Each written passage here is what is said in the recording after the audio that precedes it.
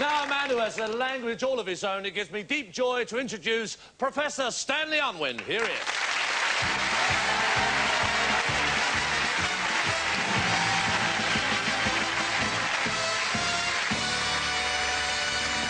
Professor. Deep joy to have you here, Deep Professor. joy, Sit down, sir. Thank you. Oh, welcome. Thank you, deep joy. Very comfortable square on the body set. It is.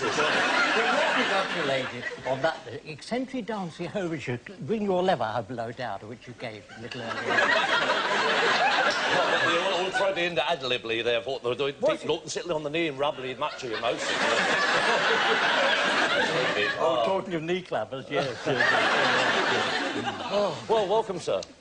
Deep joy, and thank you for your hearty welcome. And all these lovely people all sitting on the body look home. The way you entertaining caught a chuckload of all their heartstrings up below down. Wonderful. Marvellous stories, games, got the humorous focus, dance up low down, sing it in the throat. Oh,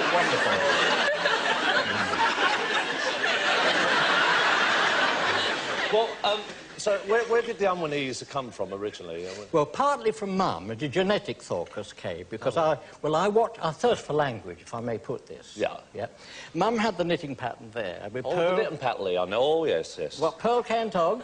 You've seen it? No, not did pearl one knit one droply? Yeah, I say, very similar. Oh, yeah. Your motherly? Yes, my motherly do this whole. Pearl K toggy, knit one drop through carry, and cast it off, you see.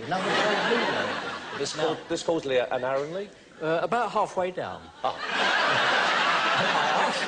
I asked her what was this hieroglyphy in Egyptian time on that. She said, it's a cable stitch, you see.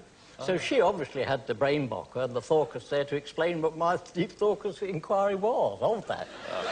Anyway, should I consider which I went to the school and improve the English of the basic? Oh, the basic of the English. Carry on with the story from the motherly, Horton Dibble the birthly, of the 9-monthly, Holdley the Stanley, and Rubbler Tumley, where the conceival. Yes. Oh, yes. Wonderful, and how clear you made the thorcus in my own brain bocker. Thank you. So I went to the... and found the English wasn't very good, so I had to take it up again. No. And it was then that I came home and saw Mum in a distressed condition. I said, Mother, what happened? She said, I fallopped in front of a tram. Fallopped? Fallopped. I said, Mother, you may fall and you may flop, but there's no verb to fallopped. She said, well, I fallopped and grazed my knee clapper. Look. There's always crazy hoe on poor Mum's knee clapper. You know, that's a lubrious quick healy up. Oh? What, the two duckleys? No, dribbly tie. No, she's happy, but this is Mum Thorcus, and I thought maybe genetically, you know, the cradle to graveyard is carried through him a little bit, perhaps. I don't know for sure. Were you born with the deep thorcus? About half through in the early morning, on the floor and no doctor present. Oh. And I think that's part of the problem. Oh, yes. Now, you didn't start out in show business, did you? No. I was recording engineer, anti-BBC, rotating discos, you know. Yes, in Birmingham, you know. Oh, Birmingham, not Pebbly, the Onely. Before Pebbly Mill K, and this was in Broad Streakers. Oh, the 2x4? Yes, that's right. And a young BBC producer, fresh out of Stalag Luft 3, an airman, just after the war. What was his name? His name was Peter Cairns. Oh. He was fresh out of Stalag Luft 3. Oh, I thought that was his name. No.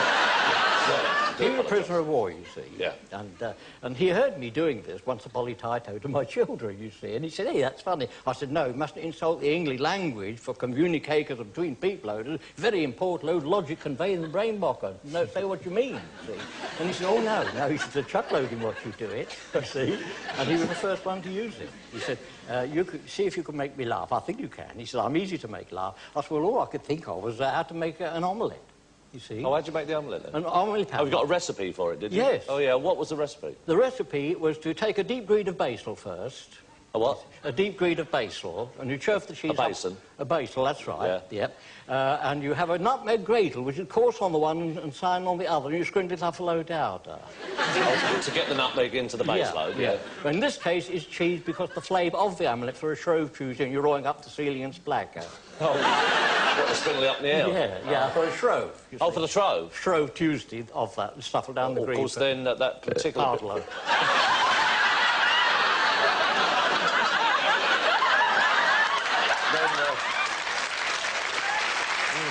May I humbly beg? I humbly beg people loaders a little pardlow which came up... The Berkeley? Yeah. Little burpy pardlow. A party of the Berkeley? Yeah. Right, the epiglottio. Oh.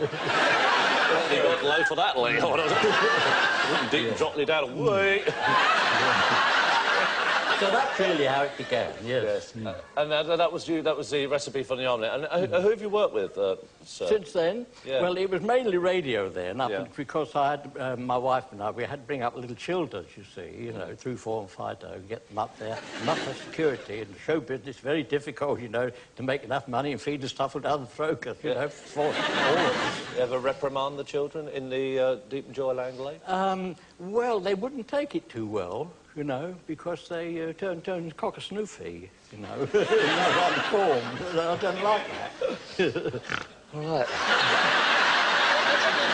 Lately, I'm hesitantly not understand. Ladies and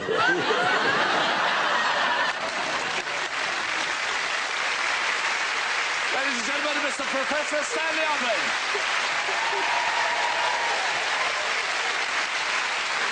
Okay. Thank you very much. Deep folly.